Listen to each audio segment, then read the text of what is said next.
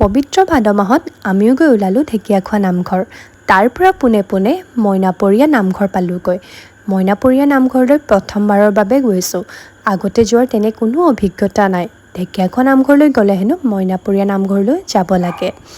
আৰু আমি পিছে গধূলি সময়তহে গৈছিলোঁ, কাৰণ দিনত যোৱা হৈয়ে গধূলিও ভাল লাগে, সেইবুলি গধূলি আমি ওলালোঁ।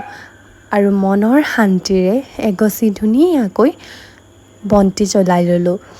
সকলোৰে যাতে ভাল হওক, মই মোৰ শত্ৰুৰো ভাল হোৱাটোৱে বিচাৰোঁ। গতিকে সকলোৰে ভাল হওক, কুশলে থাকক। আৰু নাম শেষ হ'বলৈ হৈছিলেই, আমিও সেৱা এভাগ লৈ ল'লোঁ সকলোৱে মিলি একেলগতে। আৰু যিহেতু আমাৰ সময় হাতত একেবাৰে কম আছিল, নাম যিহেতু শেষ হ'বলৈ হৈছিলে আৰু প্ৰসাদ খাবলৈ কৈছিলে, প্ৰসাদ লৈ আহিব কৈছিলে, কিন্তু সময়ৰ অভাৱত আমি ৰৈ নাথাকিলোঁ।